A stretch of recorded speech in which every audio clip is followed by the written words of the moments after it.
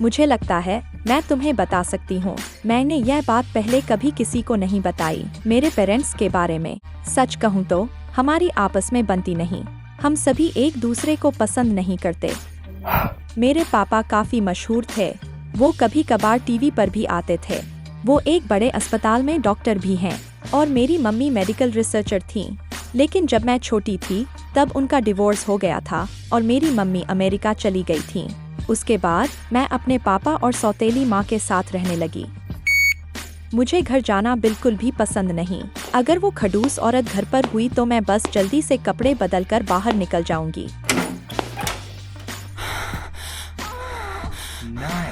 कमीनी औरत किसी और के साथ लगी पड़ी है। मेरी सौतेली माँ मेरे पापा को खुलेआम चीट करती थी। मेरे पापा ने उस औरत को बहुत आज़ादी दे रखी थी।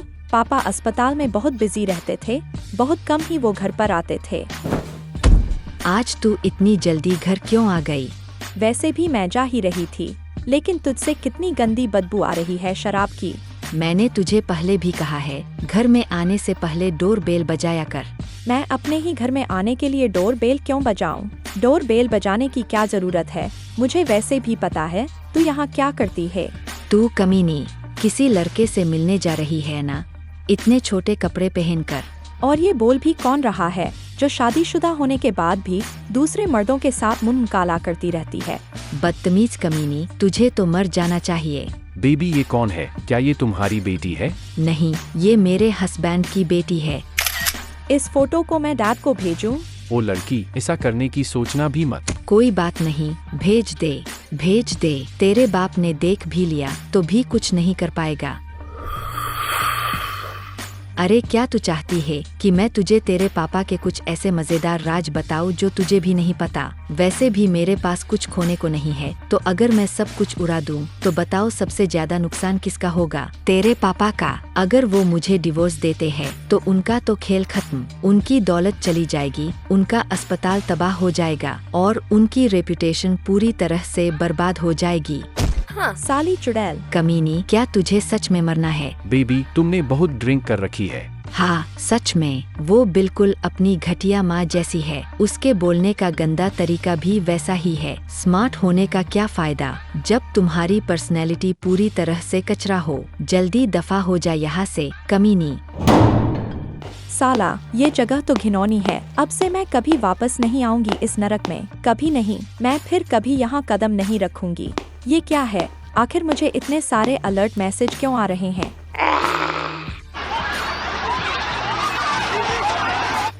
यहाँ तक कि इमरजेंसी नंबर भी काम नहीं कर रहा। ये सब क्या हो रहा है? डैड को कॉल करके देखती हूँ।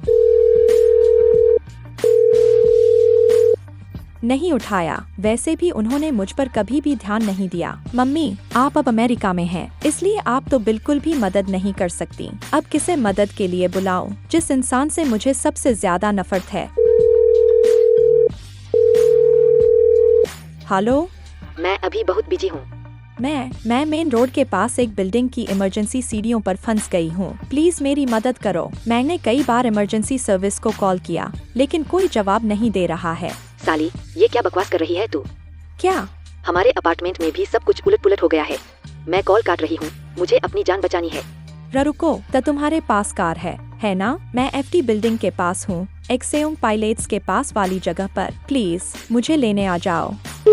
आखिर में मेरी सौतेली माँ ने मेरा फोन काट दिया और भाग गई। मेरे पापा ने तो मेरी कॉल तक का जवाब नहीं दिया। मुझे अब कोई फर्क नहीं पड़ता कि वो लोग मुझे कभी मिले या नहीं। मुझे ये भी जानने की कोई इच्छा नहीं है कि वो लोग जिंदा हैं या मर गए। मुझे बस अभी मेरी मॉम की याद आ रही है। तो तुम्हारी मॉम अब भी अमेरिका में है?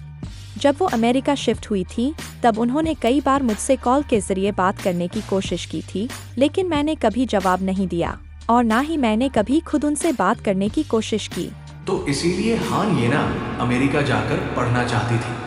जब मॉम अमेरिका जा रही थी, मैंने कुछ ऐसा कह दिया जो मुझे नहीं कहना चाहिए था। कुछ ऐसा जिससे उन्हें सच में बहुत दुख पहुंचा। जब तक ये सारी मुसीबत शुरू नहीं हुई थी, मैं उन्हें कॉल करने से झिझकती रही। और अब अगर कॉल भी करूं, तो क्या फायदा?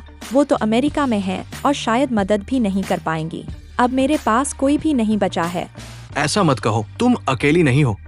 तुम्हारे पास मैं हूँ और हाकचियोल भी, तो चाहे कुछ भी हो जाए चलो इस सब से साथ मिलकर निकलते हैं। अब हमें थोड़ी नींद ले लेनी चाहिए।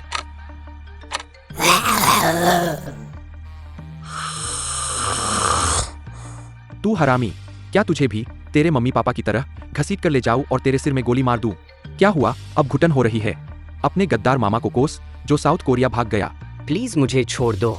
तू और तेरे निकम्मे भाई बहन हमेशा गंदगी में ही जियोगे, यही तेरी किस्मत है। कार की आवाज। क्या तुमने वो सुना? मुझे लगता है कोई गाड़ी बाहर आकर रुकी है। मैं जाकर देखता हूँ। कार कौन लाया यहाँ पर?